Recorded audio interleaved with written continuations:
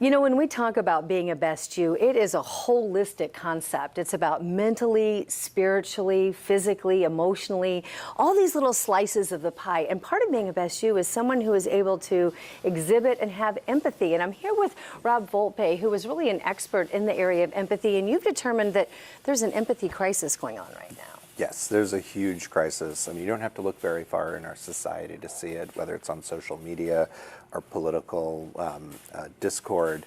And actually, in some data that we have at my company, Ignite 360, we found that 31%, so nearly 1/3 of American adults, are unable to easily see the point of view of other people.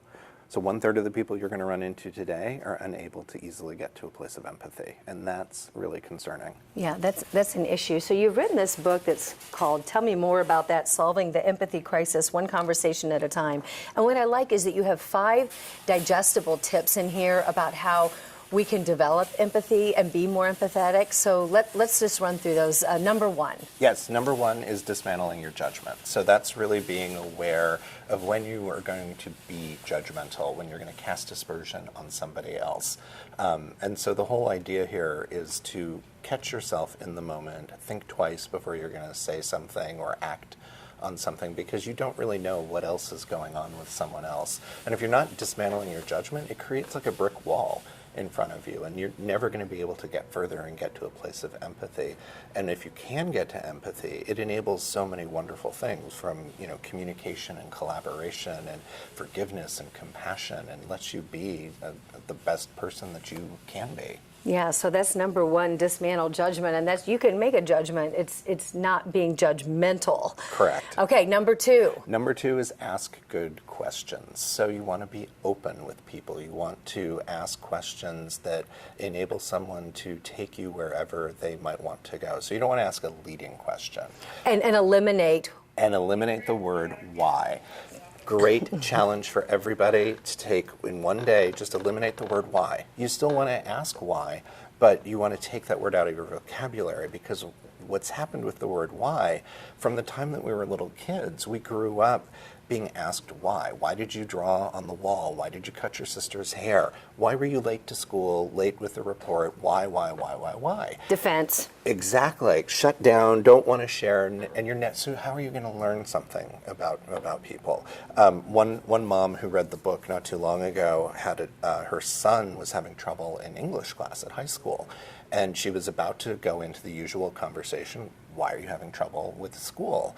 And she recognized and remembered the lessons from the book, and so instead turned it around and just said, tell me more about what's going on in school.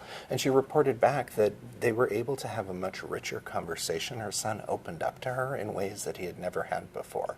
So ask good questions, eliminate why. All right, and number 3. Number 3 is to actively listen.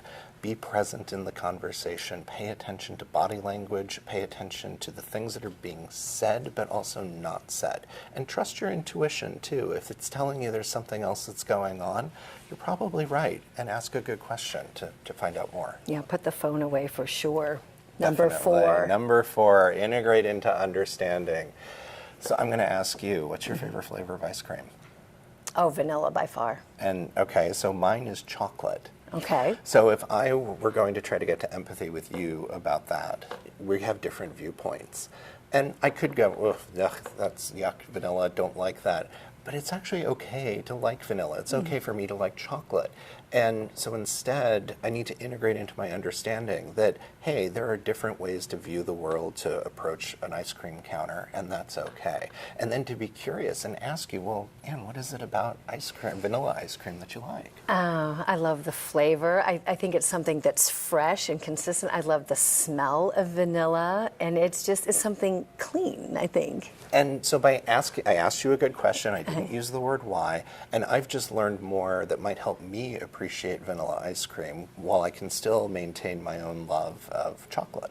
Yeah, and it leads me then to ask you, what do you love about chocolate? Well, everything about chocolate. I mean, come on. But no, chocolate just has this warmth and comfort to it. I like that the richer sort of taste to it, and it takes me back to my childhood, I think, and just some really happy memories and moments. So chocolate is just like a warm hug. Yeah, and a close second for me. Yeah, and vanilla has some great things, and I love the way you describe it. Yeah, okay, and number 5. Number 5 is use solution imagination. So that's when you're actually stepping into the shoes of somebody else, trying to imagine what it would be like as them, and then engage with them in that way. So you want to, one way to test yourself is to use empathetic language to say, I can see where you're coming from, or I can see your point of view. That allows people to hear what you're saying, hear if you've heard what they're saying, and then actually correct you if you've gotten it wrong. Mm-hmm.